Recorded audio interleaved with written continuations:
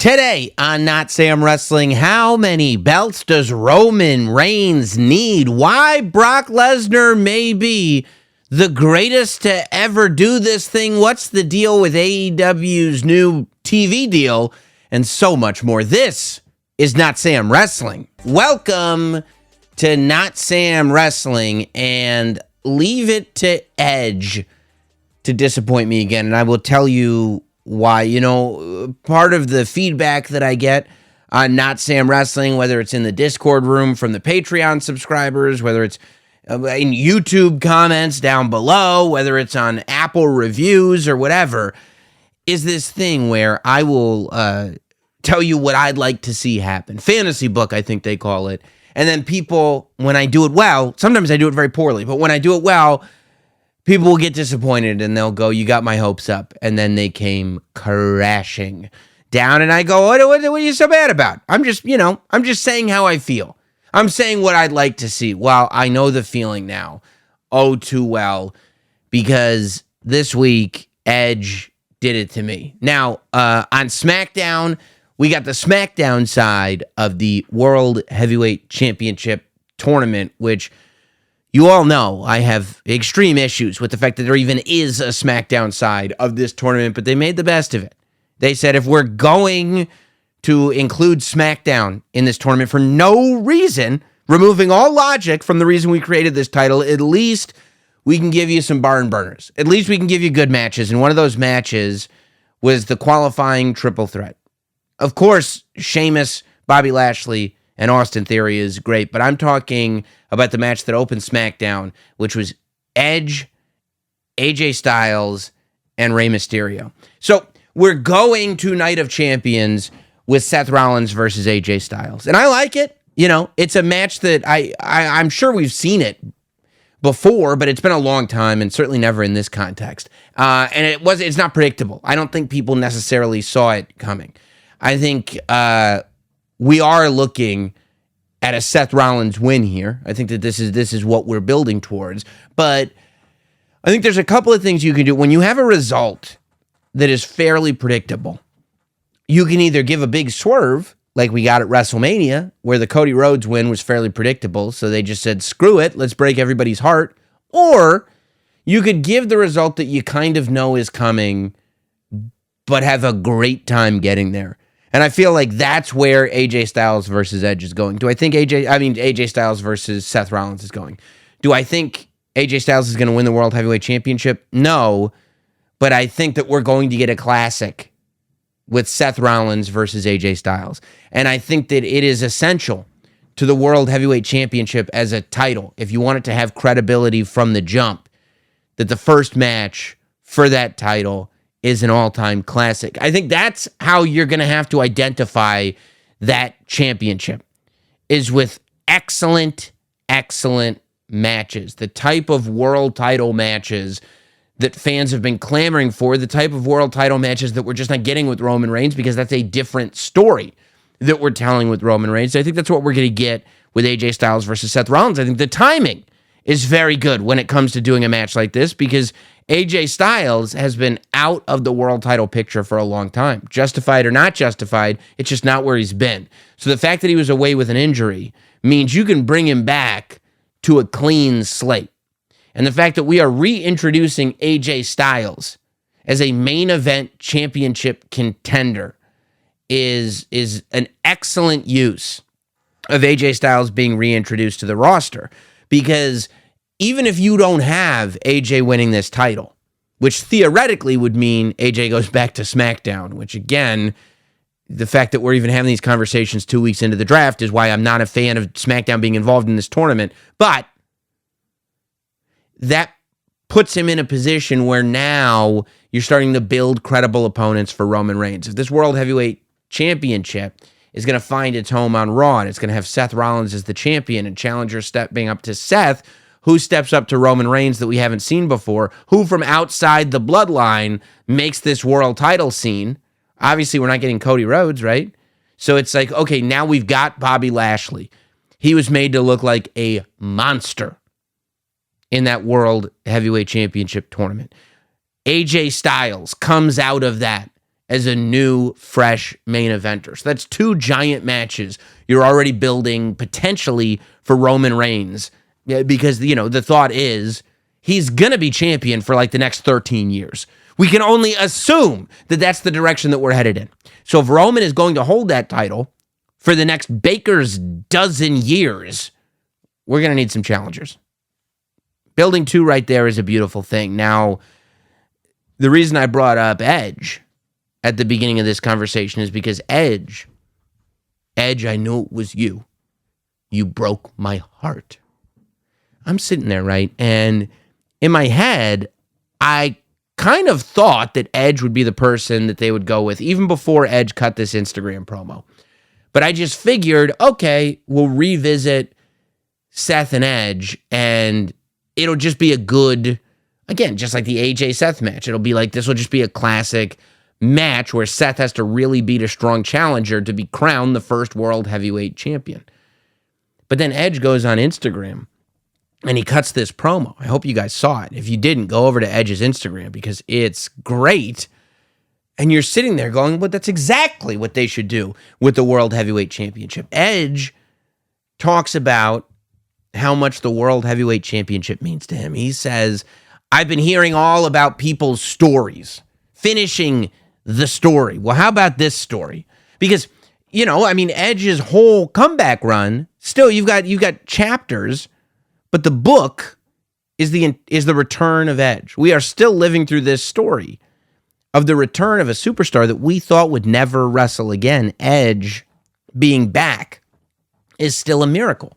And that hasn't fully been paid off, I don't think. And that's what Edge was referencing, except he was doing it by pointing out that, look, I know that people want the WWE Championship. And Cody Rhodes' story, he doesn't talk about Cody Rhodes' story, but the reference that he's drawing from is Cody Rhodes' story is specifically not, I want to come back to WWE and win a world title.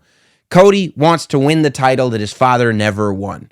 That is specifically the WWE Championship, which means that Cody winning the World Heavyweight Championship would not finish any story whatsoever. It has nothing to do with Cody's story. Edge, on the other hand, brought up a key point here. That when Edge left the WWE, he left on top.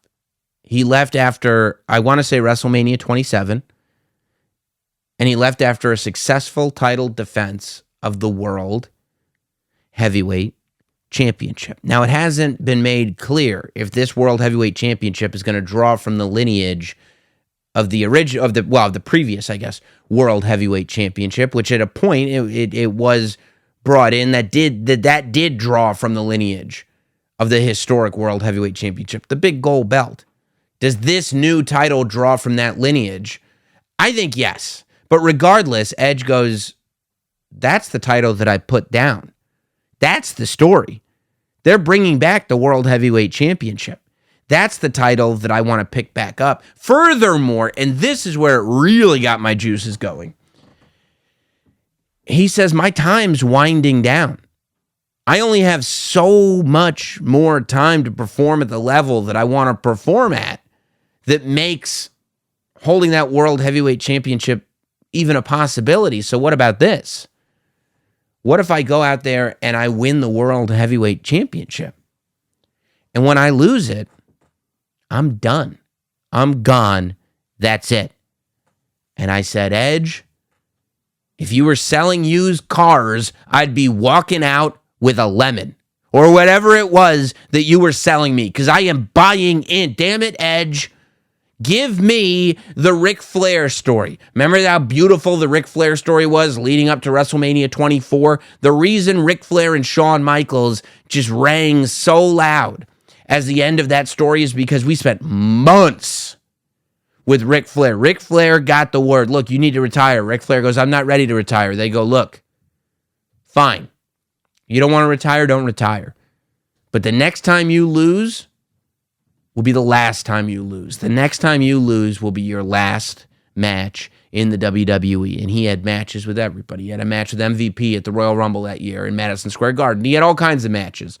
And finally, it culminates with Shawn Michaels. And Shawn Michaels didn't want to do the match at WrestleMania Because he said, I go to WrestleMania to win, but I don't want to retire you. And Ric Flair said, if I can't beat you at WrestleMania, I can't beat the best.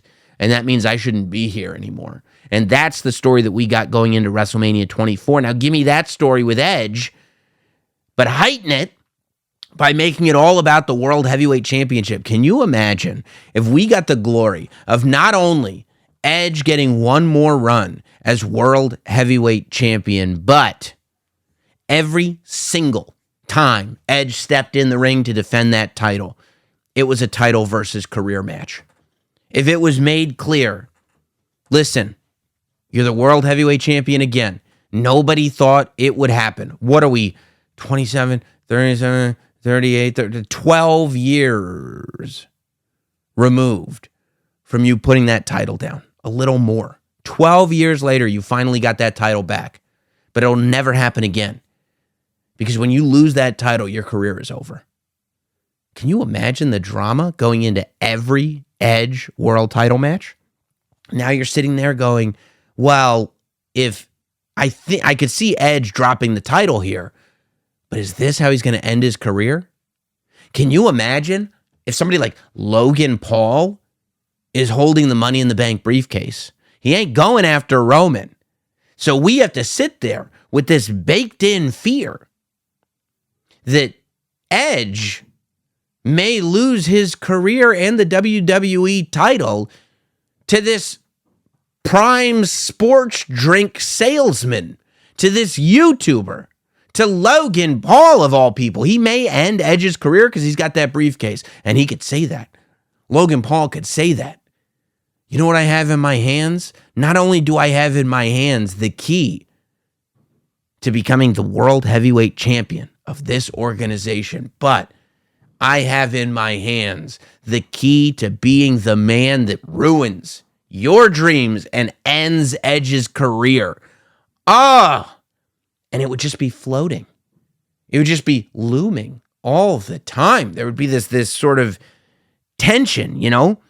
That's part of what makes storytelling really great, is not just the story that you're telling at that moment, but this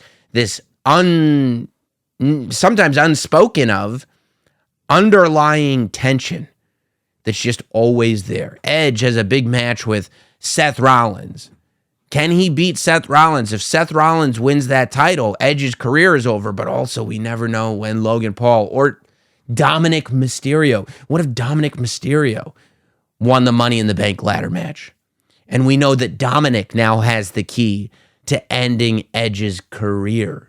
How much would Dominic love to end the career of the man who held tag team gold with his father, one of his father's very best friends, somebody who watched Dominic grow up alongside Dominic's deadbeat father, Rey Mysterio. Now Dominic has the key to not only being the World Heavyweight Champion, but to end that man's career and rub it in his father's face.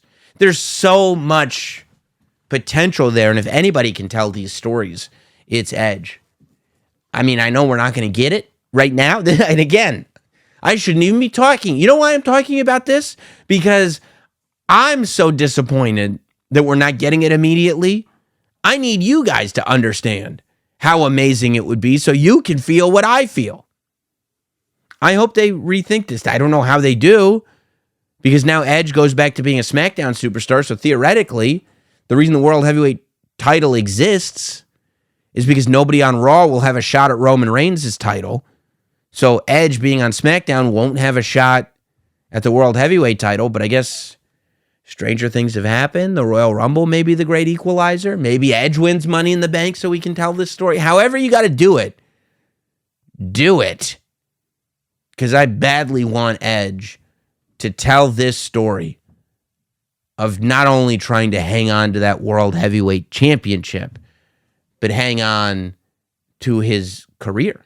Beautiful. It's Shakespearean. I mean, it's poetry. That's what professional wrestling is. Speaking of great storytelling. Now, I've said this before, and I love that. I think people are truly starting to open their eyes to it. That Brock Lesnar, low key, is one of the greatest to ever do this thing called professional wrestling. There are so few performers that from not only an athletic and strength, but also a performance perspective, come anywhere near what Brock Lesnar does. You know, when Brock Lesnar first got back to the WWE, maybe not when he first got back, but after he beat the streak, a real resentment started to build towards Brock Lesnar.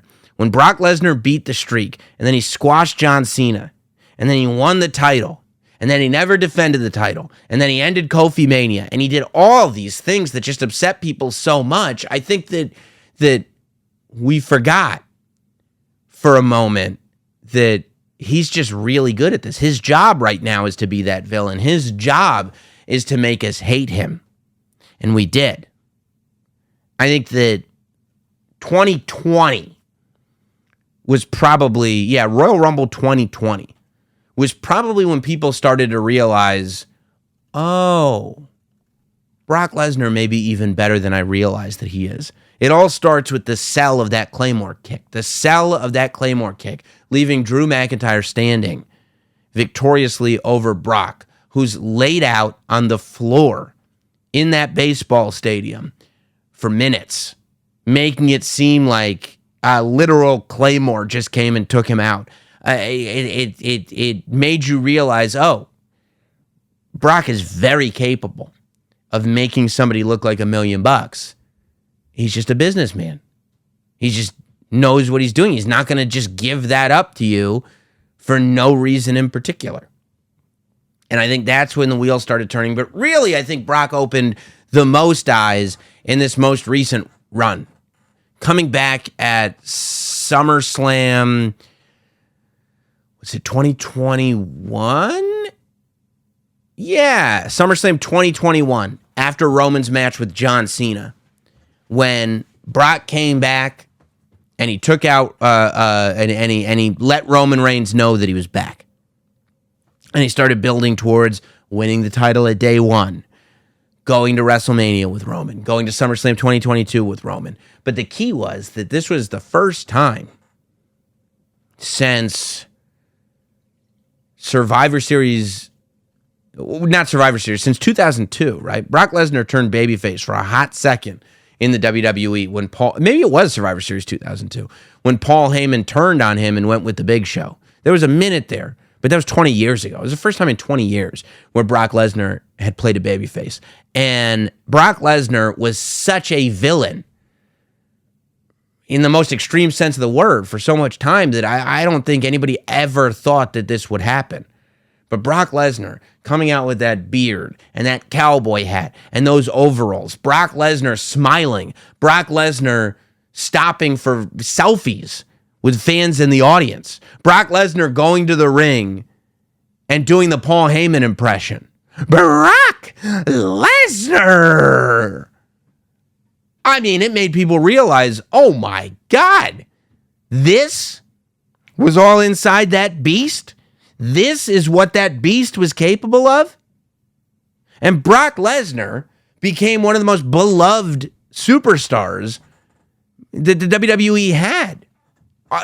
Just like that. It took no time at all. He didn't have to convince anybody. As quickly as Roman Reigns was able to turn heel when he came back in August of 2020, a year later, Brock Lesnar was able to turn babyface just as quickly because he's that good. And he is this beloved WWE character for a couple of years. People are buying flannels with his logo on the back of it. And then all of a sudden, the night after WrestleMania, he turns on Cody Rhodes. A couple of weeks later, he shows up to Raw in a black trench coat, a black duster, and people are going like, oh, okay, I guess he's a villain now. But Raw, when he showed up the night after Backlash, that's when it became crystal clear that nobody is working on the level of Brock Lesnar. Because after all this time, of being as beloved as Brock Lesnar has been. He showed up with that big black eye, with the wound in the center of his head, putting his hands on Cody Rhodes. And he's as scary a you-know-what as you will see on television. There was nothing about Brock Lesnar that felt fun. There was nothing meme-worthy about Brock Lesnar on Monday Night Raw when he went after Cody Rhodes. All of a sudden, this Brock Lesnar that we had spent all this time loving, we were back to cowering away from. He had just done a complete 180. It's been a couple of weeks. It's been a handful of weeks since he was cheered. Even the Homo sapiens that went to WrestleMania to just cheer for the incredible Omos. Everybody was cheering for Brock Lesnar. How do you not cheer for Brock Lesnar? Well, Brock Lesnar will make sure that you don't cheer for Brock Lesnar. Brock Lesnar is not one of these guys who's going like, yeah, I know I'm a bad guy, but if you want to cheer for me, cheer for me. No. Brock Lesnar will not allow it. Not only that, but if you really look at what's going on, and I hadn't heard a ton of conversation about this because I feel like Brock made it such a non-issue. Whereas most people, it would be the centerpiece of what was going on, that it didn't even seem like it wasn't supposed to happen. There's that old Vince McMahonism. If it's live, you can't make a mistake. If you're doing a live show, everything that happens was supposed to happen. And that's what we got with Brock Lesnar. Brock Lesnar pulls Cody Rhodes out of that triple threat, best possible way to get Cody out of that World Heavyweight Championship tournament. And by the way, completely justifies the ending of the Backlash match in the sense that we don't want to have Cody lose because Cody already lost at WrestleMania. He can't start collecting losses. And you can't have Cody dominate the Beast because there's no rematch after that. Once you dominate the Beast, you dominate the Beast, right? There's nowhere to go after that. So what do? You have Cody squeak one out, and then you have Brock Lesnar transformed 24 hours later, beating the soul out of the body of Cody Rhodes. And when he shows up, he says, give me the microphone. Give me the microphone. And he starts talking into the microphone. But the microphone wasn't working. Microphone wasn't on. House wasn't hearing the mic. TV audience wasn't hearing the mic. And Brock just kind of got it. Brock didn't have an earpiece in. There was nobody in the back telling Brock, okay, Brock, the mic's not working. You got to shift. You got to do this. Brock realized he wasn't hearing his echo. The crowd wasn't reacting. So that's when Brock Lesnar grabbed the camera and started shouting into the camera. You know why he did that? Number one, to scare the audience at home. I was trembling. And number two, because cameras have onboard microphones. Cameras pick up sound. Brock started shouting into the camera to make sure that if the mic wasn't going to work, that there didn't seem like there was any performance, that there wasn't any moment of like, oh, okay, take two, that it was Brock going, well, I'm going to keep destroying Cody here because this is the story that we're telling, but I have to get this message to the people that are watching Monday Night Raw right now. And so that's what he did. Started yelling into the camera because he's that level of pro. And then when he's holding Cody, when he's holding him, and he's saying, I want to fight. He didn't say I want a match. He didn't say me versus you one-on-one. I want to fight. I want to fight. At Night of Champions, he's Batista spitting into the mic. Give me what I want. Man, when these big giants start spitting into microphones, you believe them. Batista got what he wanted, and apparently Brock Lesnar's getting what he wanted too.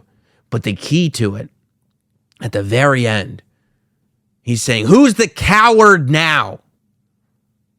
Beautiful. Because you go like this, right? Cody is the only person really in a rivalry with Brock Lesnar who has decided to go, okay, Brock, you want to go? You want to get nuts? Come on. Let's get nuts. He's the only one that's brought the fight to Brock. He's the only one who's disrespected Brock to go in the ring and call Brock Lesnar a coward. Why hasn't anybody else ever called Brock Lesnar a coward? Because they're too afraid to. Why are they so afraid to call Brock Lesnar a coward? Cody did it, and he was fine. I mean, he had to go through hell in his match, but you're going to have a match with Brock Lesnar anyway. You're going to have to go through hell. Why don't you just call him a coward? And the reason you don't call Brock Lesnar a coward is because things happen like things happen on Monday. That, to me, was the punctuation mark. That, to me, was how do we shift momentum? How do we make Cody realize that even though he won, even though Cody won the match at Backlash, how do we make this Night of Champions match meaningful? The only way it's meaningful is if Cody was wrong, is if Cody thought he conquered the beast, but was dead wrong. And that's the message that I think Brock delivered to Cody on Raw, and why I just thought that segment was so great, and why it really showed how good at this Brock Lesnar is. And this is a guy who, was doing it very young, right out of college, in his 20s. But he left, man. He was over it. He left after WrestleMania 20. He went and tried to play football. He went and became a UFC champion. He went and sat home. He wasn't going anywhere near professional wrestling. He didn't have a kind word to say about anybody in WWE. And then he comes back and just goes ahead and becomes one of the truly great professional wrestling, sports entertainment performers that you could ever hope to see. Hey guys, forgive the interruption, but I got to tell you about Manscaped. You know Manscaped, that's the group that you already trust with your bits and pieces. You know what I'm talking about now? You can trust them with your facial hair too. Yeah, they'll be all over that face of yours with the Beard Hedger Pro Kit. Whether you're rocking the Gandalf look or you don't want any facial hair at all, Manscaped has got you covered. Look at me. I'm so well groomed. Why? How? Manscaped. That's how. The kit includes the Beard Hedger, which has 20 different hair cutting lengths to give you options, while the titanium-coated T-blade makes the look you want easy. Yeah, can you believe that? I know you look at me and you go, how long did it take, Sam, to look that good? No time at all. Thanks to the wonderful folks at Manscaped. It's so annoying. You have to mix and match different products, different brands. That's why Manscaped is also throwing in beard shampoo, conditioner, beard oil, balm, a beard brush, comb, scissors, so you'll have everything you need all in one convenient place. So get 20% off and free shipping with my code NOTSAM20 at manscaped.com. That's 20% off with free shipping at manscaped.com and use code NOTSAM20. The Manscaped Beard Hedger Pro Kit, the premier solution to face grooming. When you go over and you talk about promo segments in the last few days, right? You got to go back to SmackDown now, okay? It's just been so many great promos, one after another, I guess, promo segments. There's been some physicality too, but you had Edge on Instagram. You had Brock Lesnar with Cody on Raw. And then we get to Friday Night SmackDown. And Roman Reigns is finally back. And I mean, Roman Reigns, it is wild that Brock Lesnar is officially in 2023 on a more regular schedule than Roman Reigns. At Night of Champions, Brock wrestled the Elimination Chamber. Come Night of Champions, it'll be the end of May. June's right around the corner. 6 months with Brock Lesnar on every single pay-per-view. Royal Rumble, Elimination Chamber, WrestleMania, Backlash, Night of Champions. 5 pay-per-views in a row for Brock Lesnar. Meanwhile, my man Roman Reigns, the head of the table, the tribal chief, took the WWE Undisputed Universal Championship, retained it at WrestleMania, took his ass home. And the promo went wild for SmackDown. It was, we've got these two massive triple threat matches, World Heavyweight Championship implications. We're going to do the tournament on SmackDown, and Roman Reigns is cutting a promo. And it took me right back to the days of WWE syndicated TV, WWE Superstars Wrestling Challenge. I'd have it on Saturday and Sunday at noon, but there would be weeks where the headline, and next week you have to tune in because Hulk Hogan will be here for a special interview. Hulk Hogan's going to cut a promo on TV? I can't miss this. Roman has that energy now. Kind of amazing. I mean, I know there are people that are fed up that Roman's not defending his title more often. So much so that WWE is like, whatever. We'll just create a new one. But Roman brings the whole bloodline out there on SmackDown, and he berates the Usos. I mean, in an act, when you're talking, again, we're talking characters here, guys, okay? We're talking about these characters. And what we're witnessing is pure and utter public humiliation from Roman Reigns to the Usos. I mean, to the point where, like, it wasn't just about, oh, you didn't think we were going to talk about you losing in the main event of WrestleMania, which I love that because I've been saying for so long that the key to the bloodline is that they win. And that's what this whole promo was about. Roman Reigns bringing up Solo Sikoa and saying this was a sink or swim situation for Solo Sikoa. And as it turns out, Solo swims like a shark. But the fact that the Usos lost at WrestleMania, and then they got a rematch on SmackDown, and they lost again. If you're paying attention to the bloodline and the story that we've been told, well, it doesn't make any sense that wouldn't be addressed. So it gets addressed on SmackDown, and there's been, I mean, people have been speculating, including myself. You know, here at Notsam Wrestling, wild speculation is a way of life. I mean, we should start a segment on the podcast called This Week in Wild Speculation. How about This Week in Wild Speculation? I saw on the WWE's YouTube channel, they put up a match from an old episode of Monday Night Raw, a complete match, right? And it was a different logo. It was plain lettering, white bar, and in red text it just said WWE Raw. And people said, WWE reveals new Monday Night Raw logo. It was not a new Monday Night Raw logo. It was just how they're branding their YouTube. If you just waited a couple days, you would have seen that they're doing the exact same thing for SmackDown, same white bar, same font, except it's blue lettering that says SmackDown. It's not a new SmackDown logo. It's not a new Raw logo. It's just a person saw the thing on YouTube and said, new logo, scoops. Wildly speculating. That's what we do here. We wildly speculate. I don't even remember what I was talking about with wild speculation. But point is that Roman is talking to these Usos, right? And not only is he sitting there and talking about how they lost, but the pure and utter public humiliation kicks in when he goes, you dedicated your match to me? You dedicated your tag team match to me and you lost? Now, it's logical and standard pro wrestling for a guy to be like, well, you dedicated that match to me and lost, so now I'm mad at you, right? You saw that one coming a mile away.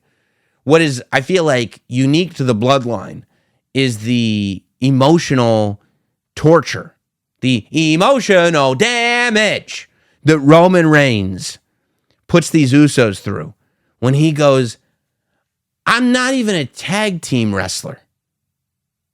Why would you dedicate a tag team match to me?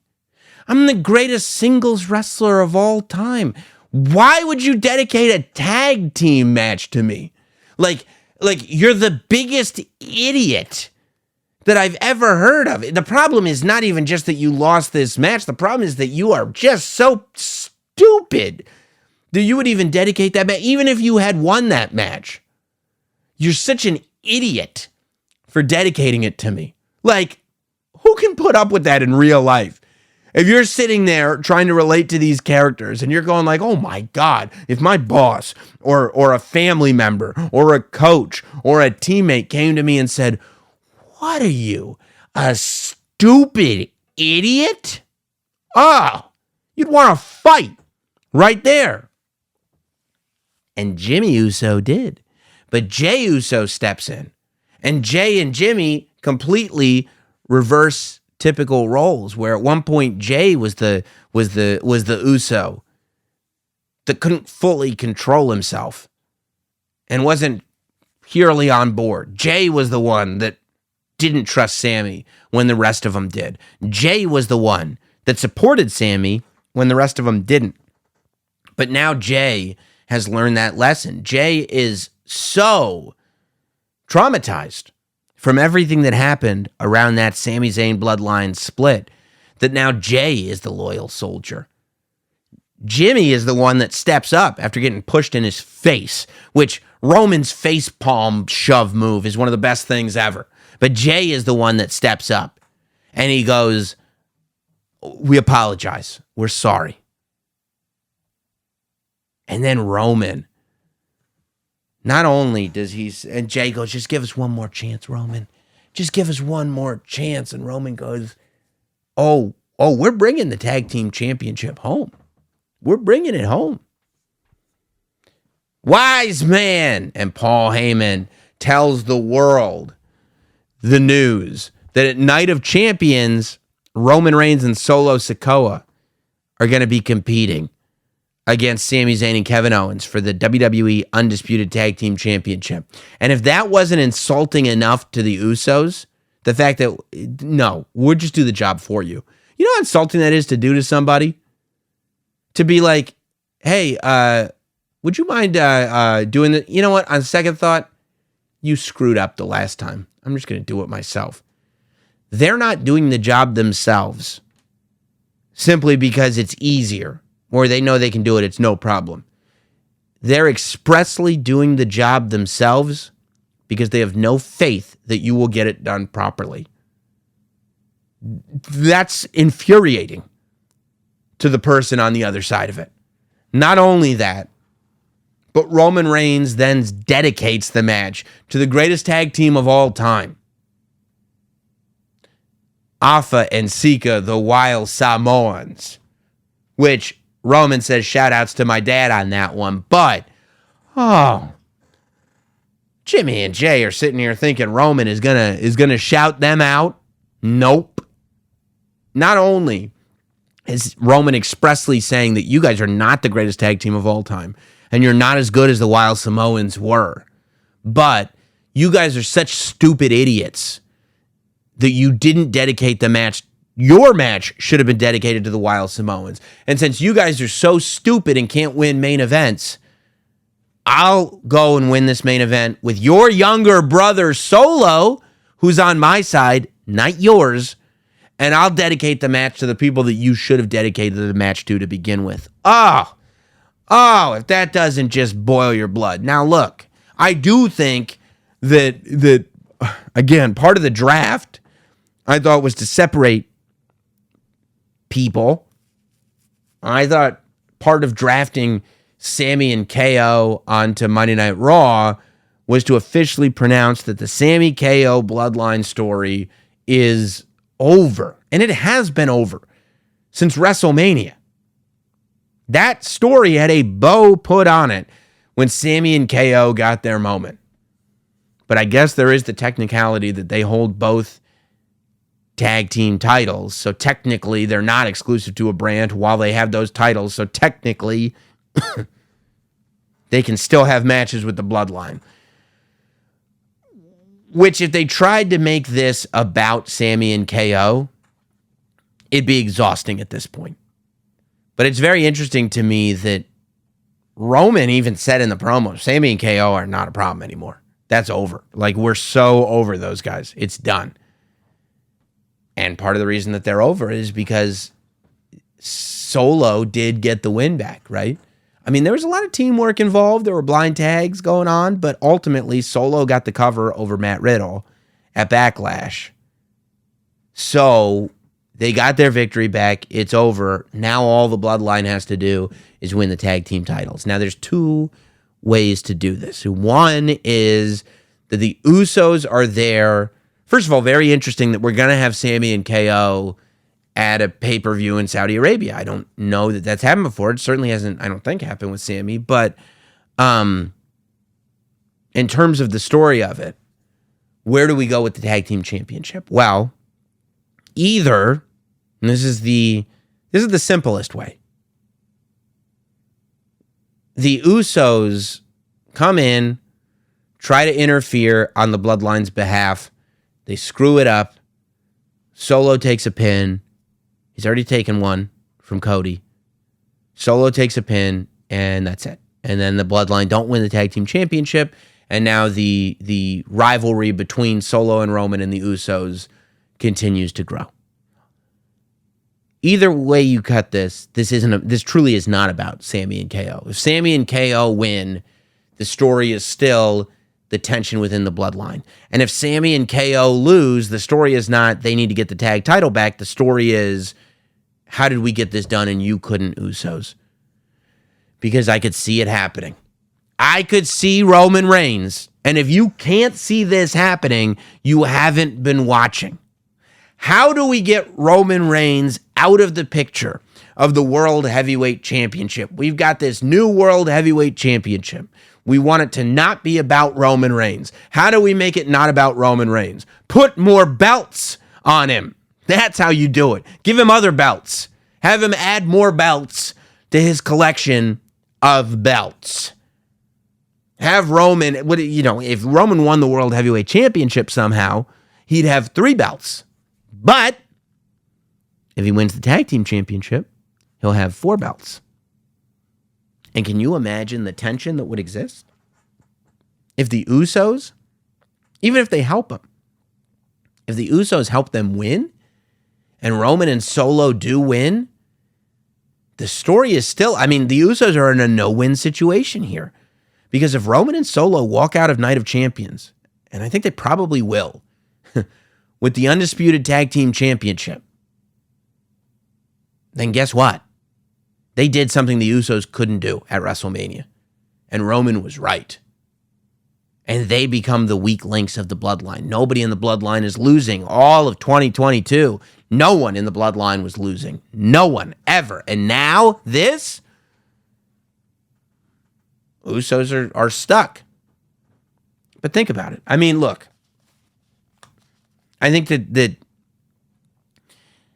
it's going to depend. I'm going to make this prediction. It'll depend on match order. If you're watching Night of Champions and Seth and AJ go on last, then that's probably because, if you hear the Bloodline music play before Seth and AJ have had their match, then the Bloodline is probably going to lose. But if Seth and AJ have that match, and we haven't seen the Tag Team Championship match, if the Tag Team Championship match is the match that main events that show, you have to imagine the visual what's the most compelling visual to go out on? You have to imagine the visual that we're going out on is Solo and Roman holding more belts. And the Usos just kind of have to look at them like, okay, yeah, you did it. Now, I think if Solo and Roman win the Tag Team Championship, it'll be easier to split up the tag team titles than it was for the world title, for sure. Clearly, at some point, something is going to happen with these titles. I would assume after Night of Champions, because Bianca Belair is on SmackDown, but she's still the Raw champion. Rhea Ripley is on Raw, but she's still the SmackDown champion. And the Tag Team Championship is still unified. So I would imagine after Night of Champions, there's going to be some housekeeping done. And I would not be surprised if Roman and Solo win the Unified Tag Team Championship and then the title gets split. and they blame the brand split on it. That the Raw Tag Team Championship goes back to Monday Night Raw, and now there's going to be a tournament for it or something like that, right? And I know you're saying another tournament. We just had a vacant World Heavyweight Championship, but I don't necessarily know if it's such a bad thing, because that means that we're putting a whole new fresh coat of paint on Monday Night Raw, where this is how we're getting new champions in. This is how we're telling new stories. This is how we are putting on a bloodline-free show and creating our own champions. You know, I still think eventually we're going to get to Jey Uso versus Roman Reigns. We're going to get maybe a Solo versus Jimmy. Maybe you have those two matches maybe at SummerSlam. Maybe it'll take longer than SummerSlam to get there. I still think eventually, when all is said and done, when it's time for Roman to lose the title and it's time for Roman to turn babyface, we're going to get Solo versus Roman. I've always said, and you can go back to my many, many podcasts, I've said for months that the ultimate destination in the Bloodline story is Solo Sikoa versus Roman Reigns, with Solo Sikoa as the monster heel, and this is how Roman can finally turn babyface again. And Solo may be the one who finally takes the title off Roman, eventually, no time soon. But on the way there, it might be a little messy. But I feel like we're leaving Night of Champions with Roman Reigns having 4 titles stacked on top of him. And he's shown up to SmackDown after Night of Champions looking like Ultimo Dragon, holding WWE hostage, and the Usos having to support their team, realizing that they have lost any and all leverage that they ever had. Those were kind of the big stories of the week for me. I feel like next week, the big story is going to be this AEW TV deal. Lots of rumors flying around about the AEW TV deal, that something's going to be announced with Warner. Tony Khan on Dynamite last week said there was a big announcement coming this week. Last time there was a big announcement, it was Wembley Stadium. Since then, 60,000 tickets have been sold. In an incredible success by any metric you measure it on. The heavy rumor is a show called Collision is coming Saturday nights at 8 o'clock, and that it will have a different feel from Dynamite and possibly a different roster. I would imagine it won't be a hard roster split difference, but I would imagine that there will kind of be this public knowledge that the Island of Misfit Toys go to Saturday nights to put on the show that they always thought they were capable of. I think the reason why on Wednesday you had Miro going into Tony Khan's office and you had Thunder Rosa going into Tony Khan's office is that that's the beginning of the seeds being planted for the stars of Saturday night. I think Dave Meltzer in the Wrestling Observer reported that the first episode of Collision is going to be called The Second Coming. Of course, the first episode of Rampage was called The First Dance, a playoff of Michael Jordan's The Last Dance. That was in Chicago. That was the night that CM Punk returned to professional wrestling and sent everything on its head for, what was it, a year and a half, 2 years, however long it was. Now, I think the next impossibility is that CM Punk returns to AEW, and that this Saturday Night Collision show is launched featuring CM Punk, Miro, Thunder Rosa. That's where an Andrade may show up again. That's where all these people that are under contract with AEW but don't necessarily have a home on Wednesday, either for political reasons or for overcrowding reasons or whatever it is, go to shine. I don't know if Rampage stays around or not. I'm assuming if it does, that'll be kind of a spot where up-and-comers go, maybe one main event match and then other, maybe like a Sunday Night Heat type of feel. But I'm really interested to see how they package this. I hope for AEW's sake that they don't do a hard draft or a hard roster split. I hope that they don't put rules on it. I think that the last thing that you need is rules put on it. Where nope, if you're on Collision, you can't be on Dynamite. If you're on Dynamite, you can't be on Collision. 2 separate rosters. I think that AEW fans are smart enough to be aware of who's on what show. And I think you can kind of wink at the fact that, look, the reason these 2 separate shows exist is because our locker room doesn't get along. And that's how you build that Sean Brett tension that Tony Khan loves. Tony Khan has said in interviews that he likes when real tension bubbles over into storylines. Tony Khan is a wrestling fan. Tony Khan grew up when a lot of us grew up loving all of this stuff that was a blur between reality and fiction. The whole NWO storyline and all of it. And there is good to be had. And if you can split your locker room like that and you don't have to worry about the real issues and you can just go out there on TV and tell stories, more power to you. It'll be interesting to see. And I'm really looking forward to finally getting the official announcement and finding out next month what's happening. And if we're getting another 2-hour wrestling show that's going to be essential watching. Right now, essential watching is Raw, SmackDown, Dynamite, NXT. And, this is kind of how everything gets ranked. Those 4 shows, I think, are probably essential. But you can get away without watching Rampage. You can get away, and then the other stuff is preferences. Impact, independent stuff, Ring of Honor, and Rampage is in that pool. Can you convince us that Collision is not in that pool? Give us a hell of a roster, including CM Punk, Miro, Thunder Rosa. Yeah, I think you can. Looking at the news and notes before we get to emails of the week. While we're talking about AEW, Don Callis, of course, turned on Kenny Omega on Dynamite this week, and I wonder where that's going. I think that the reaction that the fans had was great to it. I can't imagine that Don Callis is siding with the Blackpool Combat Club. I think it made sense when William Regal was with them, but quite frankly, I don't know that the Blackpool Combat Club needs a mouthpiece, right? I actually think Bryan Danielson is that mouthpiece. That Bryan Danielson, Mox kind of does what Mox does, right? And Cesaro's not a mouthpiece. Cesaro does his talking in the ring. So I kind of feel like, especially Bryan on commentary, Bryan is money. So I kind of feel like he is the mouthpiece of the group. So maybe this has nothing to do with Blackpool Combat Club. Maybe this is more about Takeshita.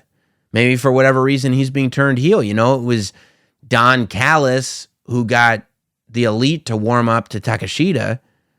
Or Takeshita.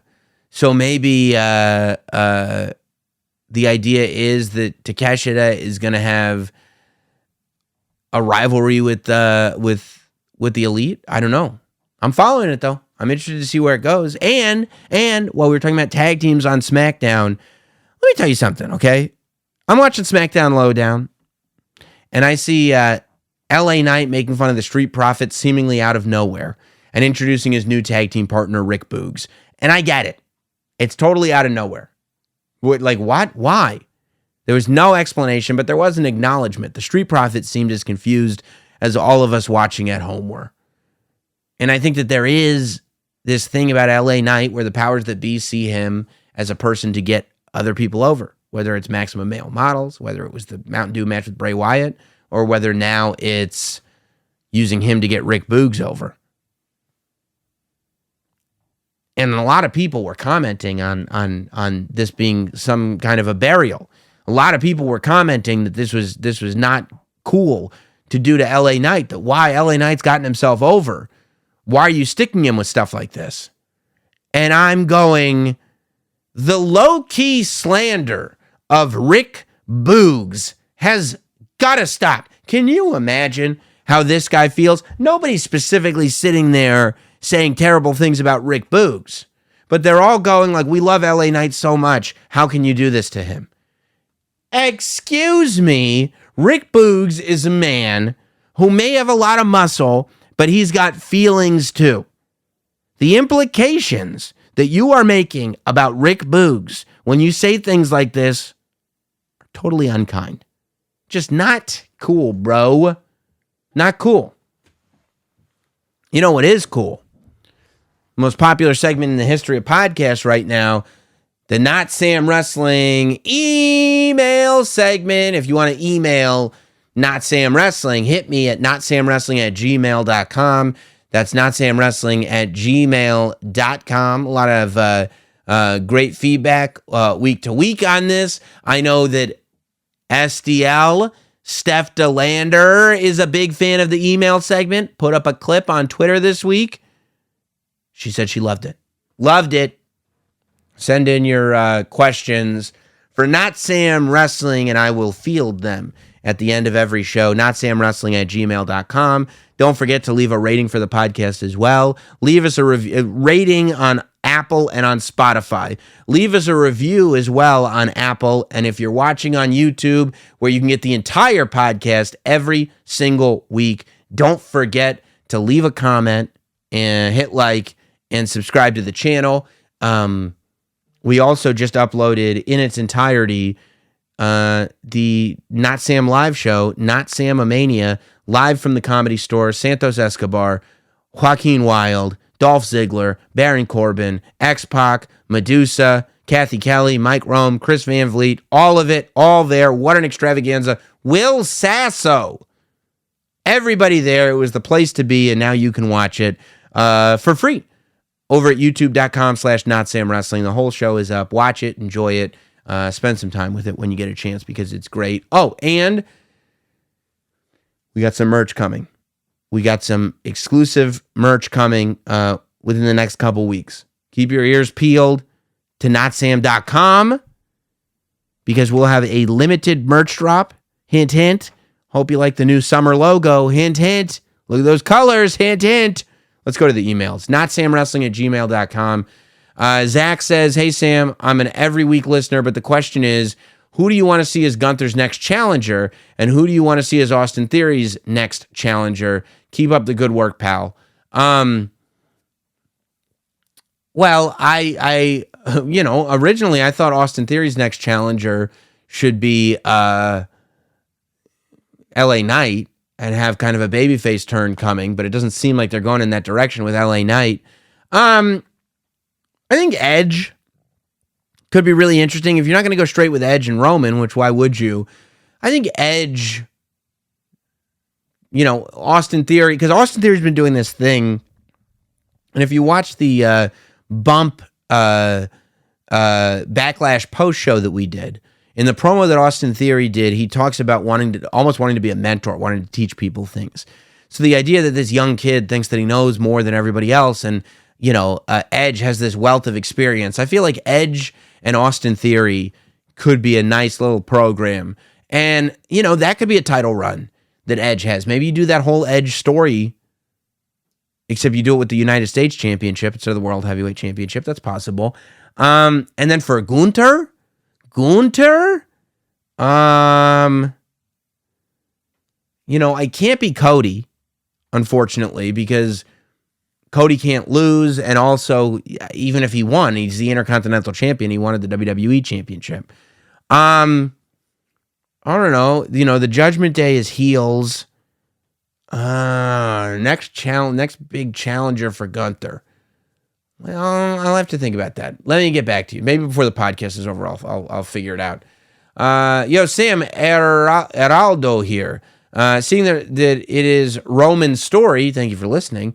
What do you think is the way forward for him? Does this mean he will be immune to cash-ins? Because right now, I don't think that there are compelling storylines left with guys that are super over besides Dom. LOL. I think I addressed this earlier. I think the eventuality is Jay and then eventually Solo. But you'll have AJ Styles, you'll have Bobby Lashley, you'll have Edge again at some point. So I think there are people for Roman. Let's see. This one is from Greg. Sam, I wanted to hear your opinion on a pitch I had for perhaps the undercard and mid-card belts. A popular trope in video games is to do seasonal content, like Fortnite and a few other video games. There will be a period of time that will introduce certain themes and gimmicks that culminate in an end-of-season event spectacular. What if WWE or AEW did a similar thing? I'm drawing inspiration from WMAC Masters and Lucha Underground here. First of all, shout out to WMAC Masters, okay? I am so glad that people are emailing in referencing WMAC Masters. If you don't know about WMAC Masters, then do your research, do your homework, because I am a Mizark for WMAC Masters.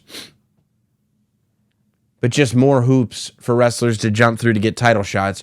Reintroduced old stipulation matches to new fans as well. For example, just maybe Gunther tells whoever, if you want to have a shot at my title, you must beat a handicap match against some small frame jobbers.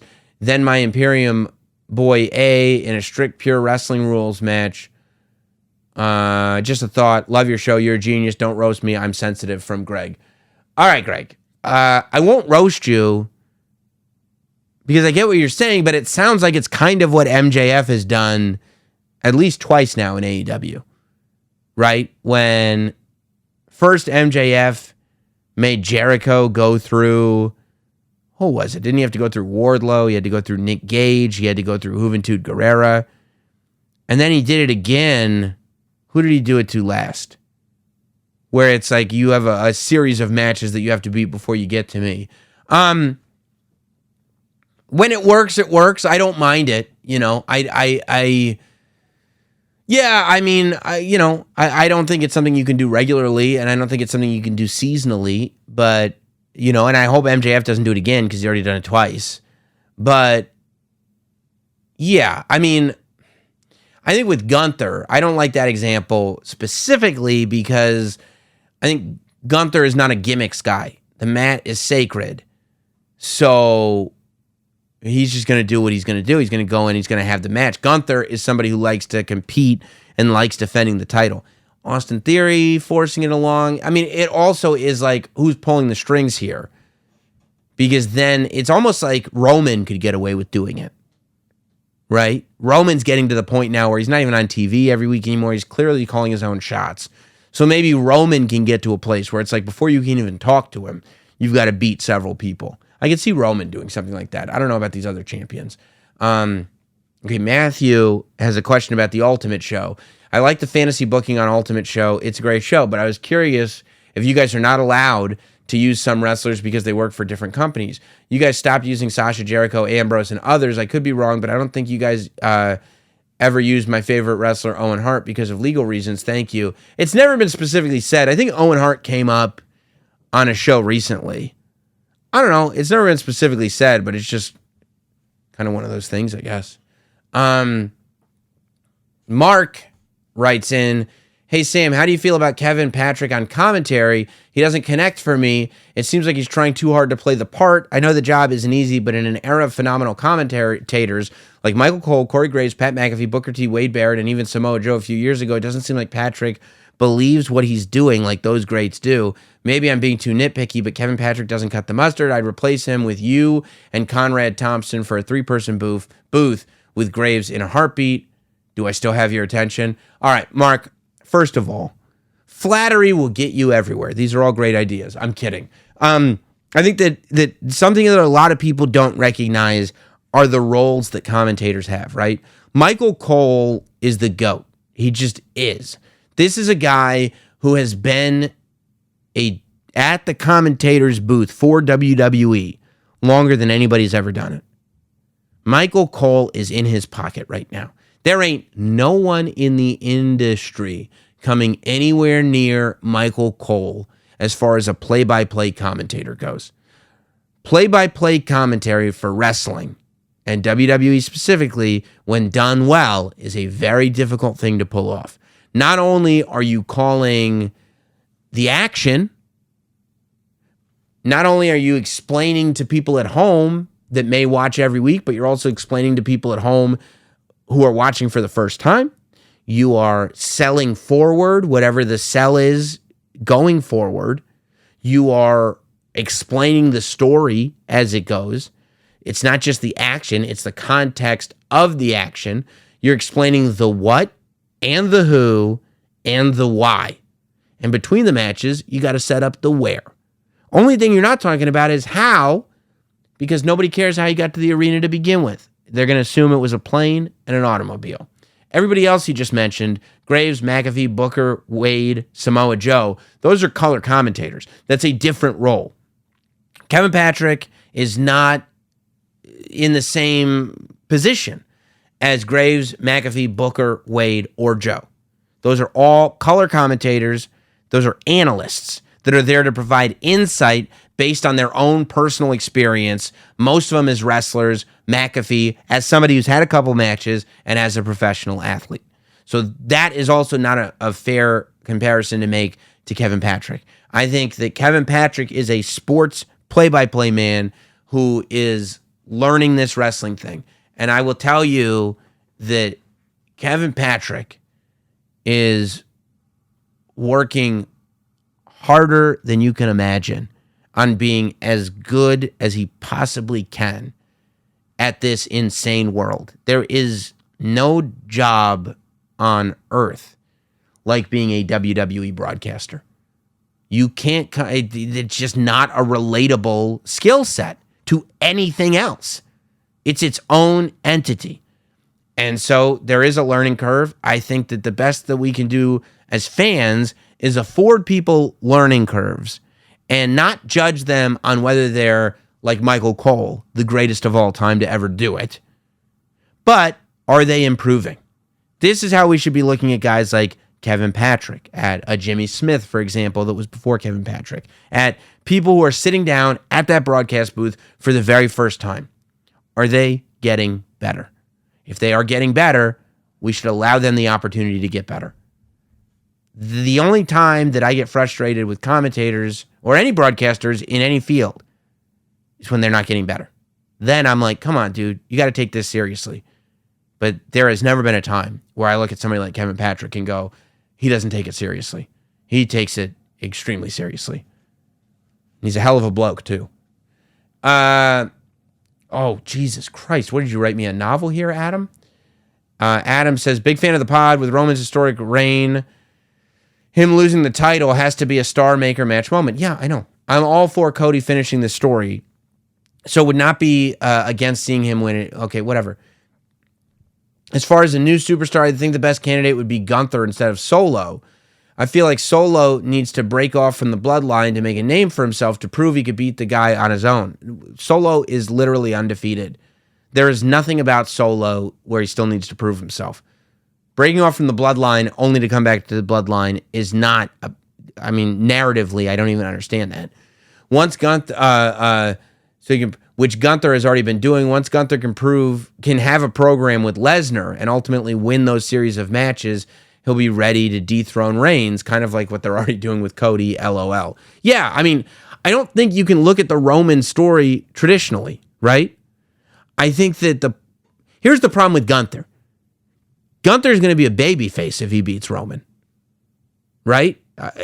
And Gunther is not your top babyface. You don't want Gunther to be your top babyface. You want him to be a monster heel that's tearing everybody apart. If Roman turns babyface because Gunther is after him, everybody's going to cheer Gunther and everyone's going to boo Roman. It's not going to work. Gunther dethroning Roman makes Gunther a babyface.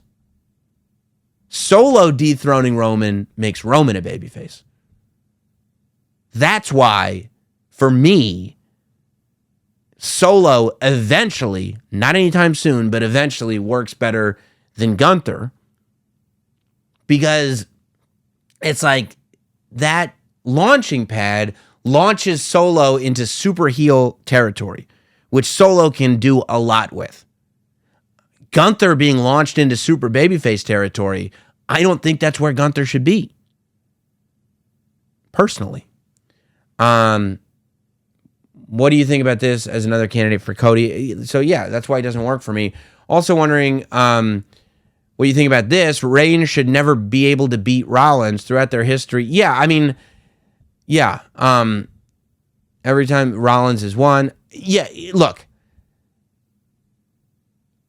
if you're going to have somebody beat Roman and be a babyface about it, I think it should be Rollins.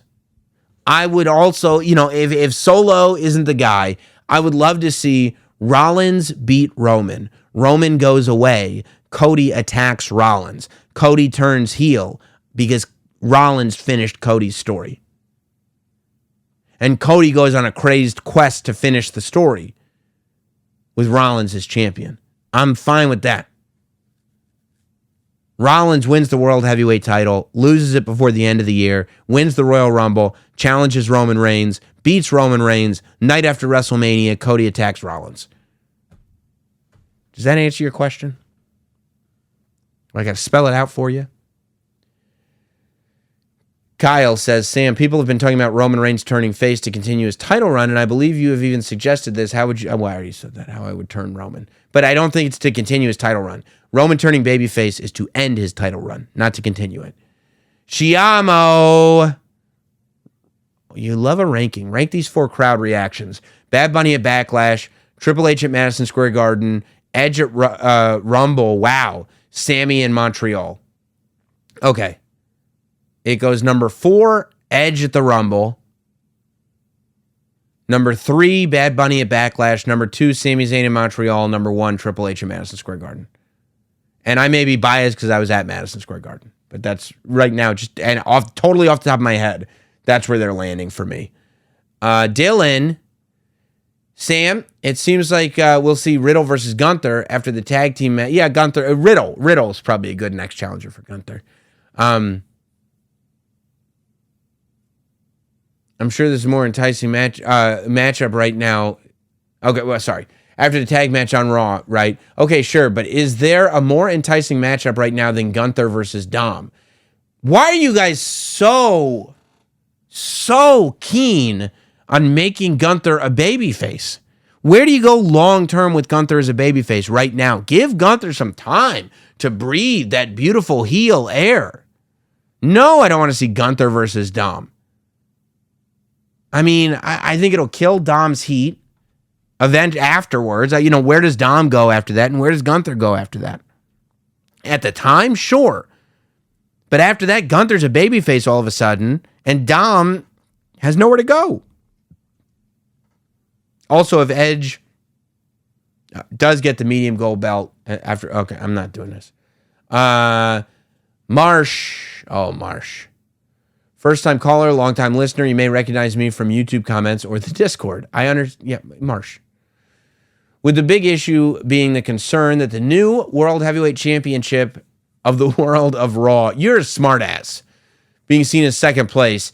I think what would make the most sense is simple. At Night of Champions, about 20 minutes into the match between Seth Rollins and AJ Styles, you have Roman Reigns come out with Paul Heyman and a contract that he signs. He could wear the Show Up and Win shirt, and they could do Payback 2020 meets Roman Stack Them. Roman comes in.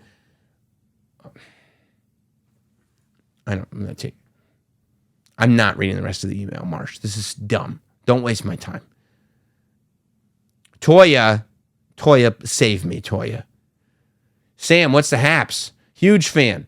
I was curious about your thoughts on having the women's tag titles exclusive to Raw, since there are more teams there.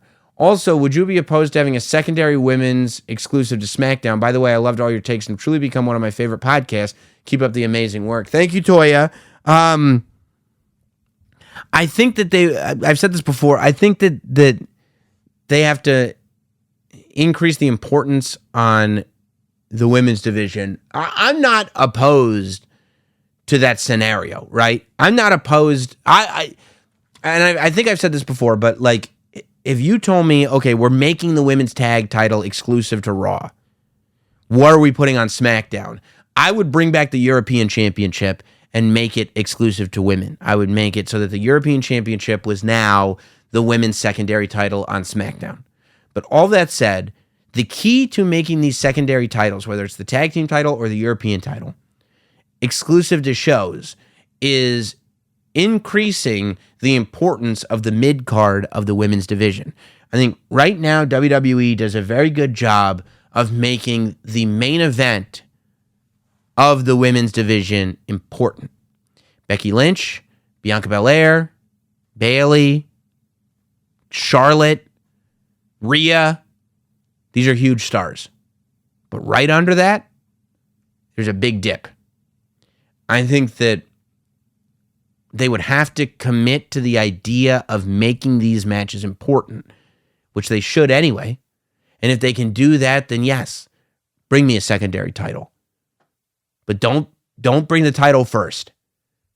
Show me, treat your women's mid-card with such an importance that you're watching the show going, it doesn't make sense that there's not another title here. We are lacking without that title. Don't use the title to make that division important. Use the division to make the title a necessity.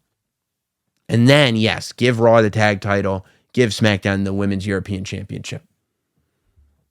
Finally, Austin, this is Gunther's future. Everybody loves Gunther, man. I love it. Last week, you talked about a few superstars that were absent from the World Heavyweight Championship tournament. One name that I am thinking that you didn't mention at all is Gunther. Now, I have to believe the main reason Gunther's out of the world title picture is because he's the Intercontinental Champion. Obviously, this week on Raw, it's been advertised that Gunther will make his debut. What if on his first night, the undefeated Gunther defends against Dominic Mysterio? Are you kidding me? He's not a babyface. Why do you want Gunther to be a good guy? He's a bad guy. That's the whole appeal. Due to some chicanery from the Judgment Day, Mysterio beats Gunther. Then Dominic and Rhea could be a power couple holding both championships. This would also set up a feud that could last the first half of the summer between the Judgment Day and a babyface Imperium. If it takes Gunther all summer to beat Dominic Mysterio, then why the hell did we leave him undefeated for that long? Dominic Mysterio is not the mountain that you can't conquer. And what about Imperium? What about Giovanni Vinci and Ludwig Kaiser? Scream babyface to you. Are you crazy? At this point in time, I believe Seth will beat AJ to become the World Heavyweight Champion. Logan Paul, Money in the Bank. Let's say he does. Then at SummerSlam, Seth versus Gunther for the world title. How would Gunther get a shot at Seth for the world title if he's been losing to Dominic Mysterio all summer?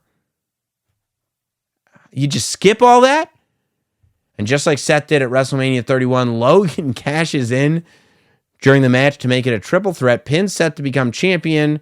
Gunther and Logan is your next rivalry. Austin, if you're not going to take these emails seriously, I may just eliminate the whole segment. The things that you just said were crazy. Come on, man.